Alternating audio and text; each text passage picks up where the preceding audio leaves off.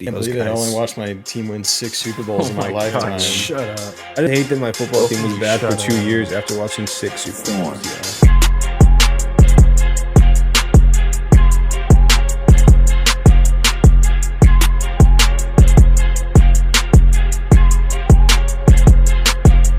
What's up, guys? Episode you've all been waiting for, our draft reactions. Pretty wild first round. Jacksonville ripping a trade right off the beginning. Totally didn't make me the most furious person in the planet. Besides, Jackson Dart at 26. Or was it 25? why'd you interrupt me while I was cutting the intro? I thought it was a good time to do it. Anyways, back to what I was saying.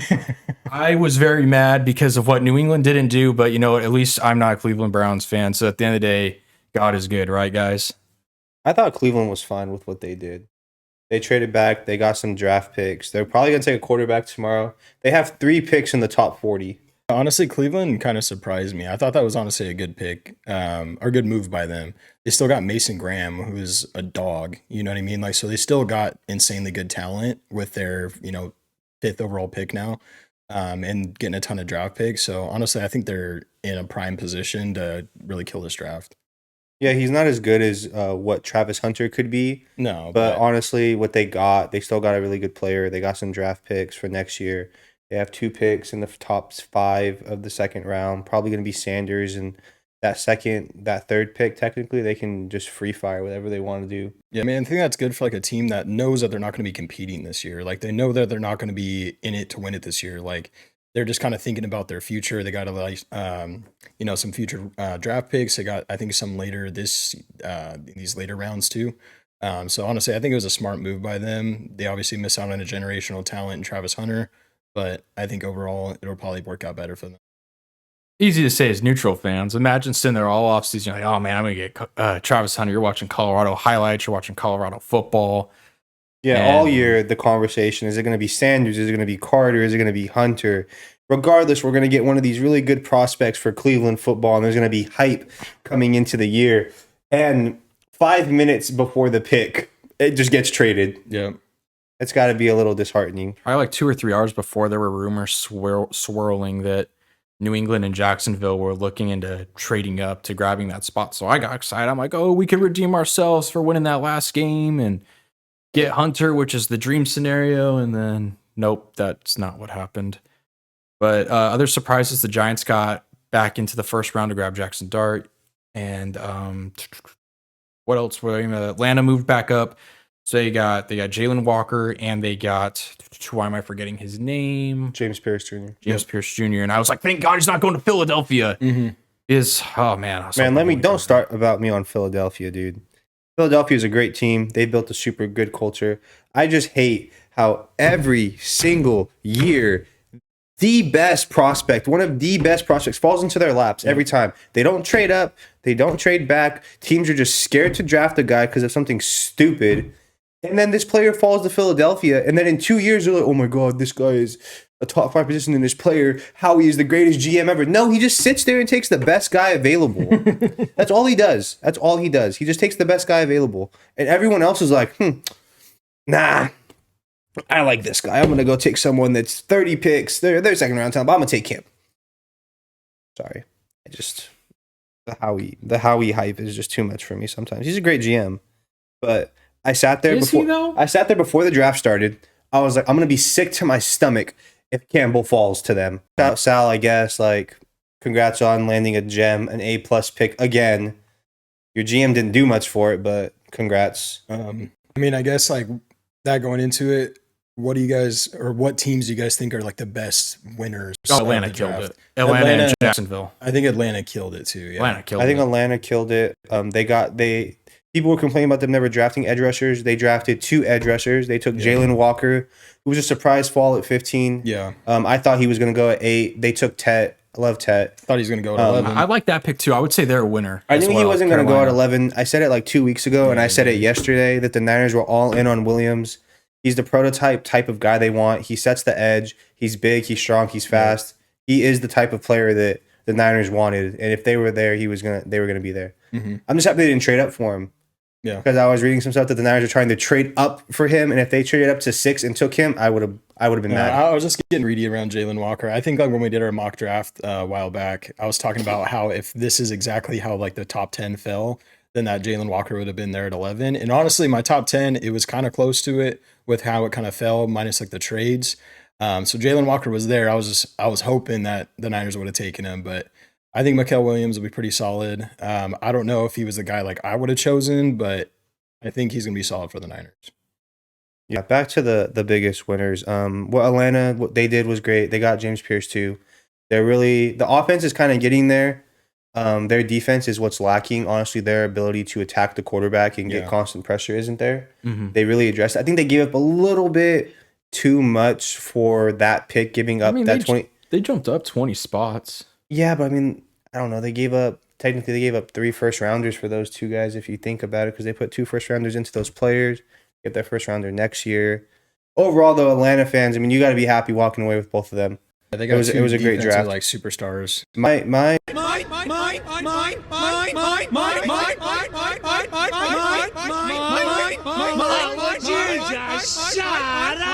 favorite draft pick of the night was the Broncos, Jaheed Barron.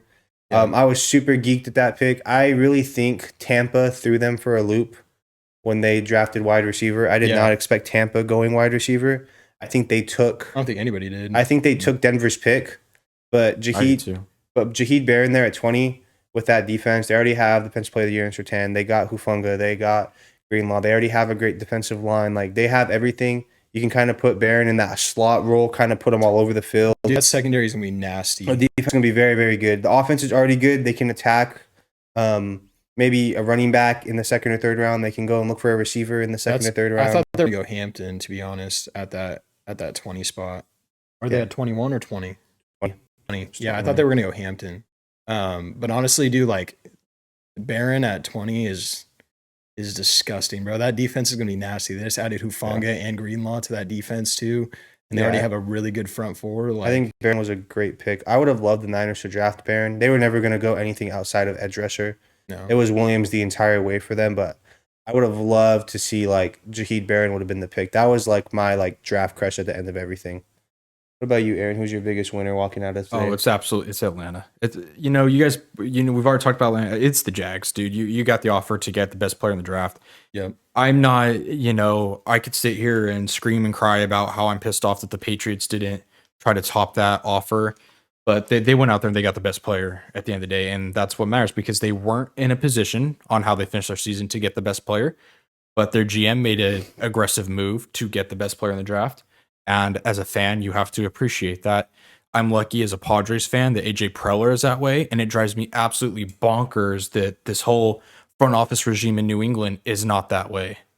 Yeah, I think, except in free agency for some reason. I think the draft biggest thing sometimes is guys come out and they look like they don't know what they're doing, or they look like geniuses. And I think Jacksonville, it's his first year being the GM, and he just came out swinging. Yeah, he was like, I want the best player in the draft. I'm going to get this guy that can play both sides of the ball. They already said that he's playing both sides of the ball. That he's going to be very, very much a part of the offense, and they expect him to play his natural position at defense. Yeah, that's crazy. Brand new GM just came in, put his nuts on the table, traded up to get a generational type player. And I don't think he gave up too much, especially when you look at what the Falcons gave up for 25 or 26, whatever. You're getting 2 players in one. Yeah, you're getting a generational, a potential game changer, really, on both sides of the ball. I think he's the best cornerback in the class. I think he's the best receiver in the class. He is. No question. So getting that, and I mean, you did a pick swap for the first, obviously. You did a pick swap for the fourth, and I think you gave up a sixth, the second, and then a first next year. I don't think they gave up a sixth. I think it was the pick swap at 1, the pick swap at 4. Oh, they got a sixth. They got a sixth. The first. Yeah, I think they got a sixth. They got a sixth. They pick swapped the first and the fourth rounds. They got a sixth, and they gave up a first and a second. Hopefully next year that first isn't going to bite them. But overall, I think Jacksonville did a very good job. Got to be a good team next year. That's the whole point. I think they're going all in for Trevor Lawrence. They have to. He's got to prove it. What the biggest losers? Sanders? Cleveland Brown fans. Cleveland Brown fans. Honestly, I think my biggest loser, I didn't like the Saints pick. I get that they need. You got to replace Trevor. I get that they got to go get a tackle. The O-line help plays. I wasn't like in love with Calvin Banks. I don't think he's a bad prospect. I just think at 9, there's a lot of defensive talent that could have helped you out. There's a glaring need at quarterback here. Now I don't think Shedeur Sanders is a savior, but you don't even know if your QB1's going to play next year. Yep. And we saw that Spencer Rattler really doesn't look like he's going to be able to win a lot of football games. Maybe, it was just a bad team. They were all hurt though. Olave, Shaheed. Yeah, I think a lot you of got to players give him were hurt. a better chance. I just feel like there was more pressing needs than tackle. 100%. I feel like they could have went a different route. They could have gone with Jalen Walker. They could have went someone. They could have sparked and changed things on the defense, and they kind of just went with a safe pick. That's not necessarily bad, but he's like the third best tackle at 9's kind of a reach for where they're at in the draft. Like they could have traded back. They could have got more draft capital. I feel like they could have done something else with 9. So I have to say them.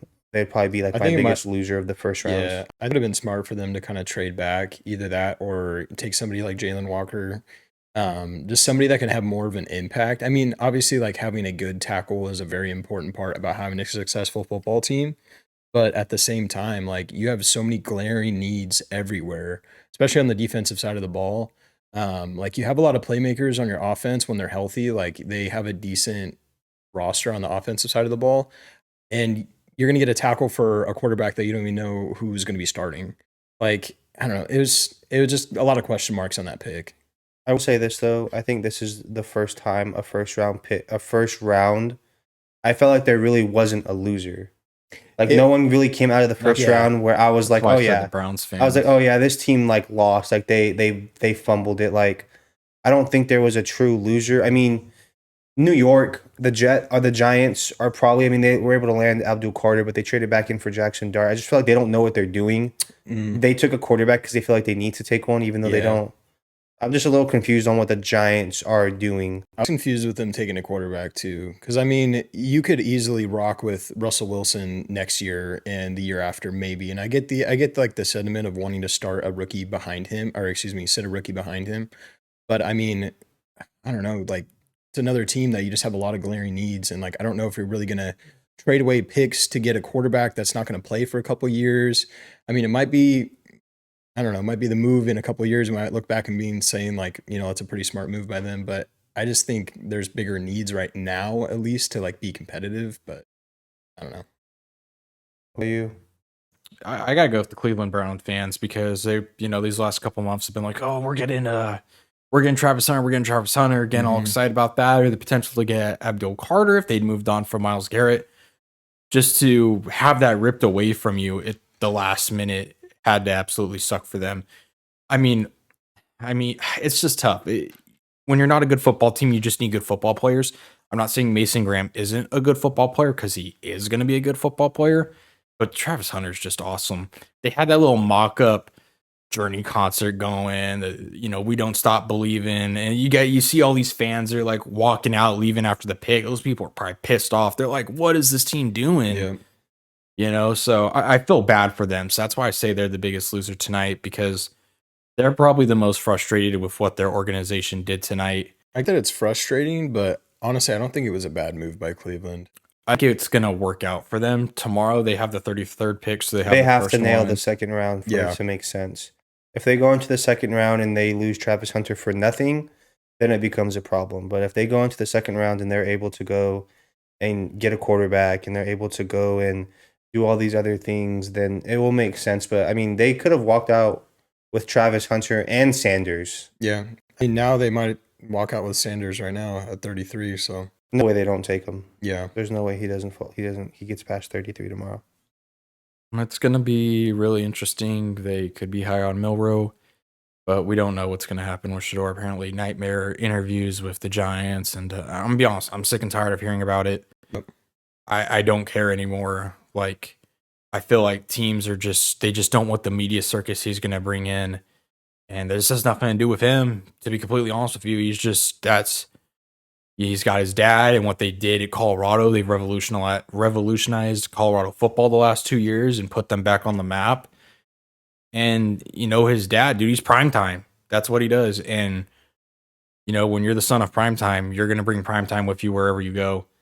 And Cleveland, we could sit here and talk all day. We could spend a whole episode ranting about how Cleveland's front office is just so dysfunctional and kind of, has caused some severe issues in the NFL. Like, let's look at the Deshaun Watson contract and him being so horrible on it, as well as being a horrible human being, has just cost quarterbacks but it's true. It has cost quarterbacks so much guaranteed money because of how bad it backfired. Yep. And then the Myles Garrett thing. Why the hell did they give him all that money? It's insane. It's just their front office it seems like they just do stuff to cause chaos. They're just sabotaging the NFL. They are. They're sleeper agents. They're just trying to keep the league interesting.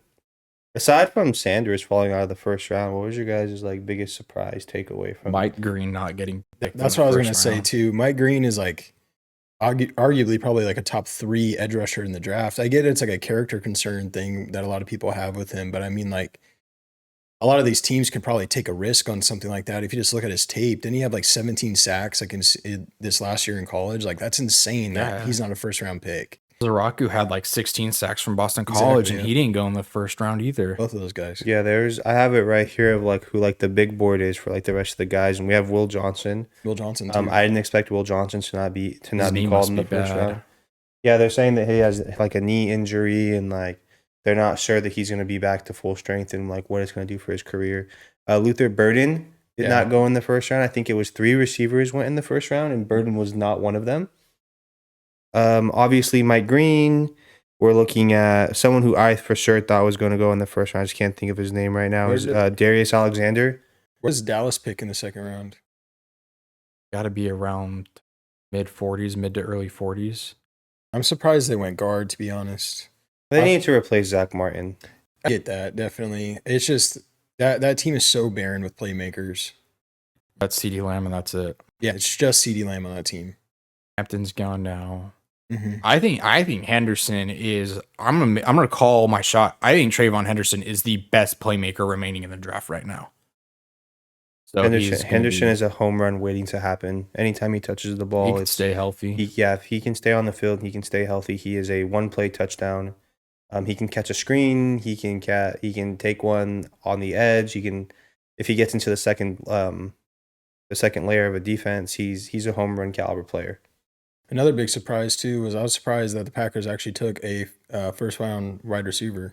Yeah, Aaron got mad at me because I was talking during the pick. Dude, because he told me to shut up. And I was hyped, dude. He said since the first time since 2003 or whatever. Yeah, they're all talking. I'm like, shut up, dude. I'm trying to hear what this dude's saying. Just turn your TV up. They were hyped, dude. Well, I had it playing for the head. James texted me. Shout out James. They did it, bro. I told you, James. I told you they were gonna go wide receiver. Matthew Golden, hook him. Matthew Golden, baby. I feel like Golden not going. I feel like that Golden was the top guy on their board. Yeah. And they got him. And I think they're probably preparing for him to go to LA. And then LA kind of swerved everybody into Campton, which is, I think that's a good move. He's better than Najee Harris for sure. So we'll see what the Chargers do. I thought it would have been cool. Like I said last night in the mock draft, dude, I give him Ted. I was like, they're going to call Ted and be like, you ready to catch some balls from Justin Herbert? You had Ted falling like crazy. I mean, the thing is that was the consensus that Ted was going to fall out of the top 10, and he wasn't in a free fall. Yeah, it was if he doesn't go at 8 or 12, he's going to free fall, and that's kind of what a lot of mock drafts had. So I mean, it makes sense to kind of come to that conclusion. But I was so happy that Ted went at 8. Yeah, I'm really happy honestly because Bryce Young needs like that receiver that he can kind of create a relationship with, like that true wide receiver one for him. Like he has Thielen and stuff, but him and Ted are gonna be a really nice duo in Carolina. Yeah, I think Ted is a game changer. I know we had him going to 22 with Herbert, but I think overall Ted is someone who can easily elevate that offense to the next level. He can be a security blanket. He can be a throw it up, a true X wide receiver. He has elite body control. He's able to, they call it like, get to the rim, where he's able to just like win jump balls with ease. He has consistent hands. He's fast enough. He has a good enough route tree. Only concern with Tet is that sometimes he does run a little lazy, and he runs his routes like at half speed sometimes. Like he's not always 100% in the game. I don't think that's going to be an issue in the NFL. But I was really excited when I saw that they went Tet. I was really hoping that Tet was going to be the pick there. Colston going over Tyler Warren, I think, was pretty That was a big kind of one a shocker too. too. I mean, I was kind of seeing it the last couple days where it seemed like the Colston Loveland like hype train started arriving. You kind of called that yesterday because didn't Yeah. you say Tyler Warren, but you were saying that you wouldn't be surprised if it was Colston Loveland. Yeah, because I think I had Warren go first in our mock draft, and then I'm pretty sure did I mock Loveland to Cincinnati? I don't remember, but I was like, Loveland is probably the better receiver, and just in general, the better all around player. And I said, it's just crazy that people are kind of like downplaying Warren, saying like, oh, he's got this problem when his whole offense literally flowed through him, and then the Penn two State running offense was backs. his offense. And dude, like the Penn State wide receivers last year were atrociously bad. Like, go watch the Notre Dame Penn State Orange Bowl, and like Christian Gray and why am I forgetting our other defensive back's name? Probably had their easiest assignments of the whole season with those guys. And then Warren, of course, tore everything up because he's Tyler Warren. And then obviously I got my opinions on Drew Aller. I don't think he's that great. But just the fact that Warren was able to elevate that offense along with Nick Singleton and Katron Allen just shows you how good of a player he is. Like I said, sometimes you just got to grab damn good football players. Tyler Warren's a damn good football player. But Loveland, same case. Dog shit offense in Michigan. Loveland killed it with terrible quarterback play. These are guys you want. It's like I said, they play with a Daniels or a Burrow. These dudes are like top 3 lock type of picks. How do you feel about the Bengals pick? Jamar Stewart. We haven't heard you talk about Cincinnati anytime recently. Jamar Stewart, I mean, they got what they needed. It would have been cool if Walker would have fell to them because I think Jalen Walker could have been a bit more versatile. And Jamar Stewart, like I said, he has a lot of good tools, He's very athletic. I think he had like a 10.0 RAS score. And it's just going to come down to, can they unlock him to be this disruptive pass rusher that could potentially replace Trey Hendrickson in the long term? Because their offense is going to just go nuts every game. And I want to make a comparison right now to all our fans. You guys need to watch Chicago Cubs because they are the Cincinnati Bengals of the MLB right now. These guys are pulling up runs and blowing games. It is... Watch the whole highlights of them against the Dodgers these past couple of days. They swept them. Yeah, but the Cubs, like those games were roller coasters, dude. The Cubs are the Bengals of the MLB. You want to watch a roller coaster? We'll go watch the Giants. That team will have you wanting to pull your hair out. Talk about the whole NL West is kind of falling off this past week, but Yeah. We'll get into that in a future episode. But yeah, might as well dive into our picks. So let's have you guys talk about the Niners first because I like I the need a Mikael minute. Williams pick. I saw some people saying they didn't like it. They think he's a reach. I mean, realistically, when you get to 10 to 32, all of those guys are in the same category. in this draft, yes. There was not a lot of blue chip elite prospects. There was probably 4. We're going to go Travis Hunter, Carter, and Genty. And that's probably it. And Warren. Maybe Warren. You can call Warren a blue chip. Graham. Okay, 3 to 5 guys that are like true blue chip elite home run game changers. Everyone else, I think it's very starter caliber. They had the Everybody potential else is like a B to become good players. Like the draft was not lacking good players. It was lacking star players. So once you got past the top 10 to 30 or 11 to 32 is free game. You could take anyone there. And I think what the Niners really want to do is they want to be able to set the edge. They want to be able to set the tone with run defense, with just overall just putting a presence on defense. Williams is like a 6'5", 270 he's a monster. He's a powerful edge rusher. Yeah, I mean, he played on a bum ankle. He played on an ankle sprain the entire year. That ankle sprain is not something that he's going to be dealing with when at least he starts the season, unless he tweaks his ankle in like training camp or something. But Williams overall has all the tools to be a 3-down edge rusher. And my biggest thing that I love about him is that he's a high floor run stopper. No matter what, this guy's going to contribute in the NFL. Mm-hmm. He was a safe pick. He was a smart pick. Normally what you see the Niners do with these first round picks is you see them really reach really hard. Or they take someone that's like a project or someone that shows flashes. But Williams has the ability to, no matter what, just be a starter, day one contributor on this defense.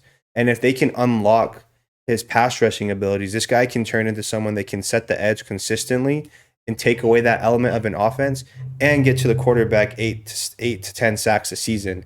And what more could you want at 11? I was super happy with the pick. I would have loved Barron just because I'm like a secondary guy. I'm also a Texas fan, so like I would have loved just having like a Texas player on the team. But it was between him and Walter Nolan, and honestly, I think Williams is a great pick. I think they Yeah. could have traded back for him a little bit, but this draft class specifically at 11, Williams is a slam dunk. Yeah, the two players I was kind of gunning for us to take would be either Jalen Walker or Walter Nolan. I liked Walter Nolan a lot too because he's a really good pass rusher. He's just a big guy, and I think honestly our interior defensive line is really weak. Um, Obviously we just got rid of Leonard Floyd though, so like we really don't have anybody opposite of Nick Bosa right now. So I think Michael Williams is going to be a nice like plug and play style edge rusher who's a big guy. I think that's probably something that they want to do. Was when Robert Saleh was in San Francisco, he prioritized size a lot on our defensive line. We had really, really tall, big defensive linemen, and maybe that's something that's what they kind of want to get back into. You know, get like a 6'5" big ass edge rusher. So I can see definitely maybe Robert Saleh had a piece with that pick definitely. He's a prototypical edge rusher. Yeah. And Niners, if you've been watching what they've been saying during the draft and leading up to this, it's all been about setting the edge, setting the tone. And where the Niners get beat a lot last year, what was some of the worst? Like, what was really bad last year that hasn't really been bad? Their run defense. Teams were running all over that defense. Williams is going to come in and he's not going to just change it. They're not just going to magically get better at stopping the run, but he is going to bring an element to the defense that they lack, and that's going to help put everything else together. Yeah, it happened the last couple of years. The last couple of years, the Niners kind of flip-flopped their defense. Like our secondary started doing good, but our run defense was ass. Before, it was always the opposite. It was always the secondary was the weaker out of the two. So, I mean, if we can just kind of, even out the playing field and get our run defense back up to par, which I think is probably Robert Saleh's number one concern this year. So I think, honestly, the more I'm talking about it, I think Michael Williams was honestly a solid pick. I don't remember the last time the Niners had a first-round draft pick outside of Brandon Ayuk and Nick Bosa and like Trey Lance. I was like hyped after the first round where I really sat there. I'm like, this guy's going to be a good player. Yeah, for dude. us. In the first round, speaking of Trey Lance, I had to rock the Trey Lance jersey. Didn't work out too well, but I was really hyped to get this after that first round. That was a fun day. I think the Niners, though, if they can go get Trey Amos almost out of Ole Miss tomorrow in day 2, Yep. A+. Just go home. We're good. We have 10 more picks. 10 more picks, yeah. Jesus. And they're not done. They said they have 10 more picks, and he's not the last defensive lineman they take. So they're going to that, dude. I want us they're to going to stack the trenches. They're going to develop it. They're going to keep going. I would love to see the Niners trade up. I think there's a lot of first-round guys that fell into the second round. Yeah. I'd love to see the Niners be aggressive and go after like Darius Alexander, or if somehow Mike Green like fell a couple more picks. Dude, Niners trade trade get up Mike Green and too. get Mike Green, just someone who can they can just plug and play, kind of put them all over the place. Like, you can never have enough like depth at the defensive line position. We'll do with Michael Williams too. You can probably put him inside with his size. He played, and that was another thing too. Some sort of inside. He played multiple positions on the defensive line when he was at Georgia. He wasn't just on the edge. He was going after the guard. He was coming off the edge. He was doing a lot for them. So he can be very versatile on the defensive line. I can see them maybe that's the kind of the plan. Maybe they go after another edge rusher and see if they can kind of move Michael Williams around on the line. That'd be kind of nasty. That's how it plays out. But overall, I was very happy with the pick. I was very nervous going into the draft pick because I was seeing Gray Zabel being the pick, and not to knock Gray Zabel. Like, he's a great player. All of these guys are better than me. But I think Blake thinks he can throw an 85-mile-an-hour fastball. I can, bro. You'll see it soon. We're gonna get a radar gun. We're gonna see 86 pop up on that. We'll do it on a live stream too, so we can't fake it. Oh, you're just gonna embarrass yourself, dude. Tune in, bro. I will not be there. This is what I've been waiting for here. I was on the phone with Aaron when they had the pick, but I want to hear a more in-depth analysis on the Will Campbell situation. Oh man, it's just when you have an opportunity. If you were at 4, you don't trade for Travis Hunter. You were at 4. Who would you have taken there? I'd take Ashton Genty because I think you just need great football players. I'm not saying Will Campbell isn't going to be a great football player. He could be a 10-time All-Pro, 14 years in the league Hall of Famer. I said this about Cole Strange, and he was a reach. Not Nick Campbell wasn't a reach. I just think that you could have got him at maybe like 10 and traded back with Chicago and got some good comp back because we just need good football players. We need more top 100 picks. There's a lot of starters in this draft. And this team, this front office just stresses me out about their wide receiver evaluation. And right now it sounds like Jaden Higgins is going to be the guy at 38. And honestly, I don't know if I'm just getting manipulated by what I'm seeing on social media, but they're talking about how he is route tree. There's like almost all but 2 routes he was primarily unsuccessful on. I understand he didn't have the world's greatest quarterback play, and you got people saying Noel's the better one, and all this stuff. It's driving me crazy. Stop that. It's just driving me a little crazy because it's like, I almost feel like I'm like, I know what you're going to say. I feel like I'm like sitting here during like election season, just being fed these lies from all these candidates and stuff. Cause I'm like, what's true? What's not true? Is Jaden Higgins good or is he not? I can't watch all 22 film because these schools lock it up like Fort Knox. They don't want you to see film or whatever. They want to sell it to the highest bidder. But, Lock it up like they do, dude. It's really hard to get access to college all 22 film. You basically got to like know somebody to get your hands on it. We're the Bad Takes podcast. Shouldn't we get access? Maybe when we're an LLC one day, but I was really upset with Campbell at 4 just because Jacksonville jumping up to 2 just pissed me off because I felt like New England just pissed away a perfectly good opportunity to get the guy I've wanted this whole entire like last year pretty much, and they didn't. So I hope Campbell pans out, and I feel like the fan base is super split on it right now. The fan base is 100% split on it. And then you have like the social media team, the admins are just like running around acting like we just made the world's greatest pick. And I'm like, no, we didn't. We picked for need. And I feel like when you're picking in the top 10, you cannot draft for need unless you're going for a quarterback. And to add on to that, I firmly believe with how this defense has improved in the offseason and the acquisition of Diggs and all these guys getting another year under their belt in the receiver room. You guys got Diggs. This is why I was getting so upset with you and Sal is I'm trying to say that they are not going to have a premium pick like this again. They have to nail this pick. someone bookmark this. Yeah, we'll see, dude. They have when they to have the nail second this overall pick. pick next year, The only way they're going to get a premium pick is if Drake May can't play. If we're being completely honest. knock on wood, brother. But this is plastic. But and the reality of things, like obviously we're joking. New England should not be picking in the top 7 or 8 in the coming future. So I just was like, you need to get a genuine franchise changing player here. And I think Genty can be that guy because clearly their offensive line has improved. And ultimately, I would have loved to hop into the end of the first round and grab Josh Simmons. That would have been like the most perfect first round. But, enough about this. I just want them to get Luther Burden tomorrow. Play it safe. Burden, I don't care about his character concerns, dude. Vrabel will shape him up. And, like, let's go get it. Let's go win some football games next year. And let's go get a home run hit and running back in the 3rd round. That's what I want to do. Hell, get Henderson at 38. I love Henderson at 38. That's who I got them mocked on TikTok. Get Henderson at 38 and get Kyle Williams and Josiah Stewart.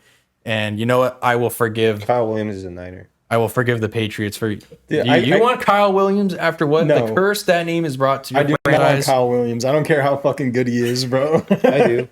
I do not want another 49er named Kyle Williams after that 2010 NFC Championship game. Dude, you were like in 5th grade. Yeah, that was my first. No, I was in like 6th grade. That was like my first Niners heartbreak. For the 6th time of the day, and we're going to show you the punt to Kyle Williams, who's already muffed one. He grabs this one, and he coughs it up. The same player who recovered the muff recovers the... Remember, that was like the first big one. Yeah, that one was pretty good. Watching that ball bounce off the knee. Favorite moment from the draft tonight, day 1. I like what Atlanta did.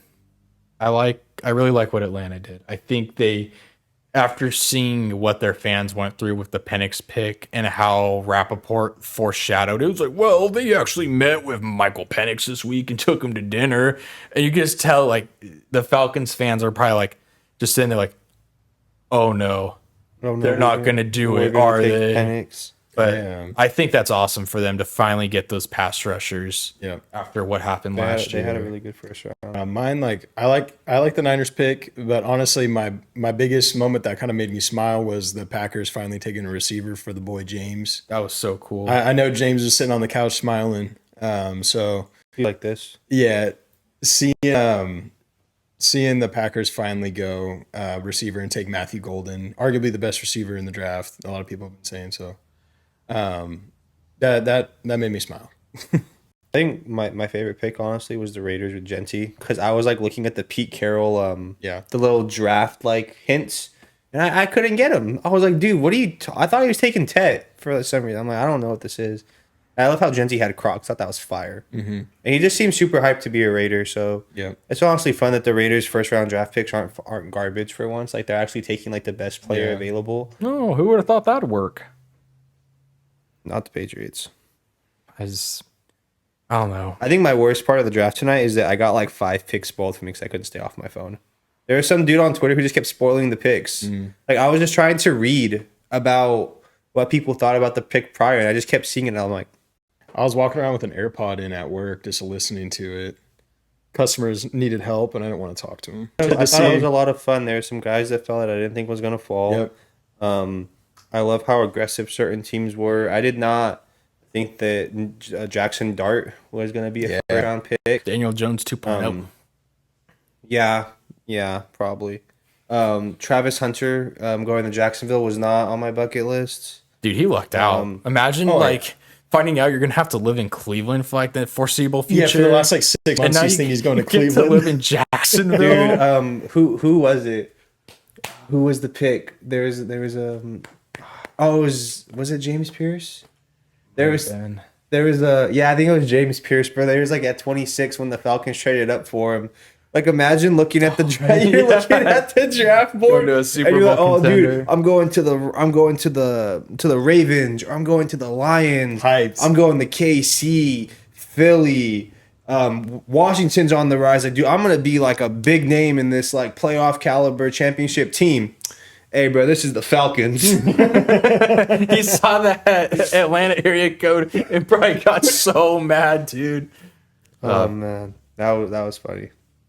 I mean, he's familiar with the area because obviously Tennessee's played Georgia down there and stuff. But It was just funny that he just didn't look excited. I wouldn't be. Could you imagine waiting your whole life to be an NFL player and you just it's the Falcons? You just get straight up like stolen by. Yeah, man, I'm ready. I'll see you there, coach. I was in there, man. I'll be there for voluntary OTAs on Monday. I'll be there. Go Birds. Go Birds. But go Birds. Pissed. But thank you guys for watching this episode. We'll see what happens tomorrow with day 2 and day 3. Might be a couple reactions coming out, just depending on how the draft goes. I'm pretty drained after. Yeah, I don't know about you. Yeah, but you're fucking sounding like monotone Mike over here now. And dude, Padres falling apart slowly because they got a million injuries, and then the Patriots just cannot trust them, man. Cannot trust that front office. Yeah, I can't believe the Patriots took a starting left tackle to protect their franchise quarterback. Yeah, man, I can't believe it. The audacity. Can't Those believe it. I guys. only watched my team win 6 Super Bowls in my God, lifetime. shut up. I just hate that my football Both team of was you bad for shut 2 up. years after watching 6 Super Bowls. Yeah. My life is so Shut hard. up. That's gonna do it. Stay tuned for more draft coverage. Here's some thoughts about round 2 and the future draft coming up.